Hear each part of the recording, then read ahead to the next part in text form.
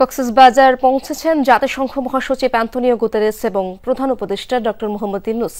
বিমানবন্দরে আছেন আমার সহকর্মী এহসান আল কুতুবী। সেখানকার খবরাখবর তার মাধ্যমেই জেনে নেব। এহসান, জাতিসংঘ মহাসচিব ও প্রধান উপদেষ্টা তো পৌঁছেছেন সেখানে, এয়ারপোর্টে কেমন তৎপরতা দেখছেন এবং সেখানকার নিরাপত্তা ব্যবস্থা কতটা জোরদার করা হয়েছে, সার্বিক ব্যবস্থাপনা জানাবেন আমাদের। ইশরাত, তারা এসে পৌঁছেছেন এবং তাদেরকে অর্থাৎ জাতিসংঘের মহাসচিবকেই মূলত স্বাগত জানানোর জন্য আগে থেকেই এখানে দুর্যোগ ব্যবস্থাপনা মন্ত্রণালয়ের যে উপদেষ্টা ফারুক আজম, তিনি তাকে স্বাগত জানাবেন মহাসচিবকে।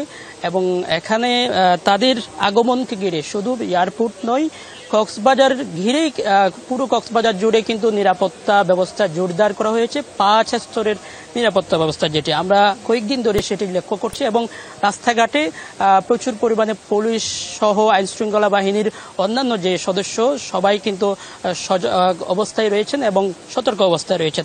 তবে আমরা যেই গেটে রয়েছি এটি হচ্ছে এয়ারপোর্টের একেবারে সম্মুখ গেটটি। এটি এখানেও আমরা কিন্তু নিরাপত্তা ব্যবস্থার যে দৃশ্য সেটিও দেখছি। পাশাপাশি আমরা যতটুকু জানি, জাতিসংঘ মহাসচিবকে বহনকারী তার যে বহর, যেটি রোহিঙ্গা ক্যাম্পের উদ্দেশ্যে রওনা হবে, সেই বহরটি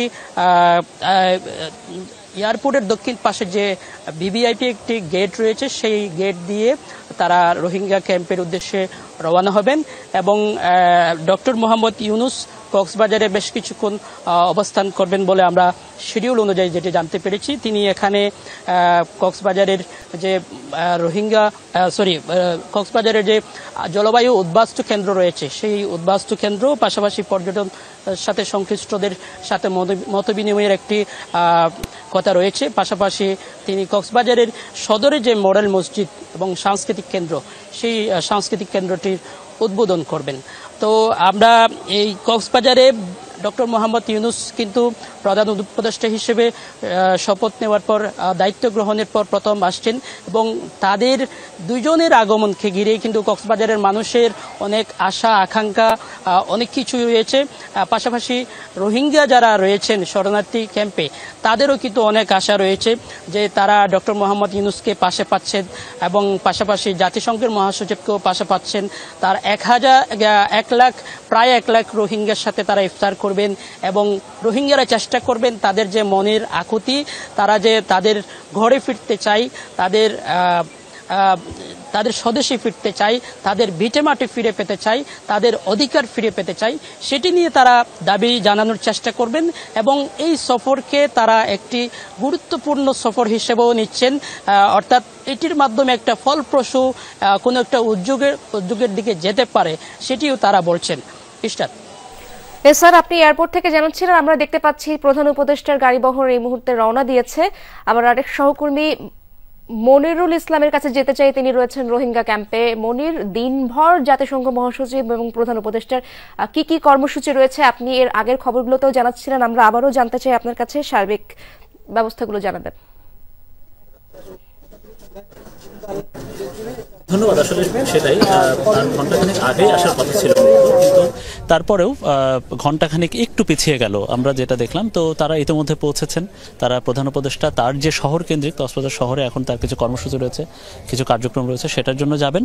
আর অন্যদিকে আলাদা হয়ে জাতিসংঘ মহাসচিব চলে আসবে আমি যেখানে এখন আছি ঠিক সেখানে। তো এখানে আসতে মিনিট 45 মতো লাগবে সময়। তো এখানে এসে এখানের ওই ক্যাম্প 18-র একটি আছে, যে লার্নিং সেন্টার আছে। তো সেই লার্নিং সেন্টারে রোহিঙ্গা নারী, শিশু এবং রোহিঙ্গার প্রতিনিধিদের সাথে কথা বলবেন জাতিসংঘ মহাসচিব অ্যান্টোনিও গুতেরেস।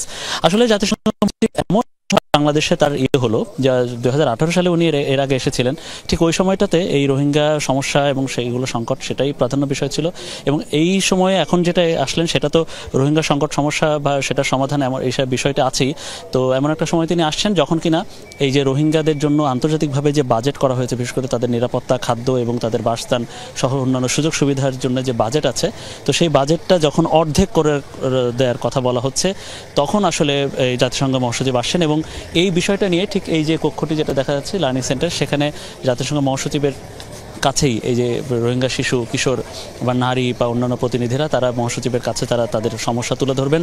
বাজেট কাট করলে যাদের যে খাদ্য নিরাপত্তা কেন্দ্রিক যে সমস্যা হবে সেটা তুলে ধরবেন, এবং এছাড়া তারা এখানে আসলে কেমন আছেন, তারা ফিরে যেতে চান মিয়ানমারে, এই বিষয়টিও তারা উপস্থাপন করবেন। এবং রাখাইনে এখন পর্যন্ত এখনও আরাকান আর্মি রাখাইনের আশপাশ এবং সেসব বিভিন্ন এলাকা স্টেট আরাকান আর্মি তারা দখলে নেওয়ার পরেও, মিয়ানমার সেনাবাহিনী চলে যাওয়ার পরেও আসলে যে সেখানে এই যে রোহিঙ্গাদের জন্য বা রাখাইন অন্যান্য সম্প্রদায়ের জন্য, রাখাইনের সংখ্যালঘু সম্প্রদায়ের জন্য সেখানে যে একটা নিরাপদ পরিবেশ তৈরি হয়নি, সেই বিষয়টিও জাতিসংঘ মহাসচিবের কাছে তুলে ধরবেন। এবং এটা ছাড়াও তাদের যে অন্যান্য দাবি দেওয়া আছে সেটা থাকবে। তো এই লার্নিং সেন্টারে যেটা আছে সেখান থেকে ঘণ্টাখানিকের যে কর্মসূচি সেটা শেষ করে RRMC এটার থেকে ঠিক মিনিট 5 উপরে উঠতে হয়, একটা ছোট্ট টিলার উপরে বা পাহাড়ের উপরে উখিয়াতে, এই ক্যাম্পের পাশে।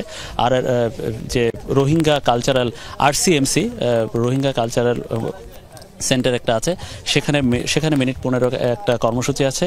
এরপরে তিনি যাবেন পাট নিয়ে, রোহিঙ্গা নারীরা কাজ করেন সেখানে, পাট পণ্যজাত এবং কুটির শিল্প নিয়ে কাজ করেন, সেই জায়গাটি পরিদর্শন করবেন।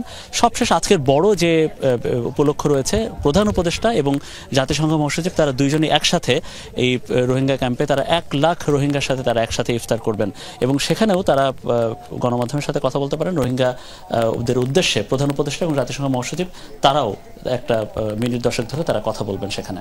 সারাদিন ব্যাপী সেই খবরাখবর জানাবো আমরা দর্শককে। ধন্যবাদ আপনাকে মনির।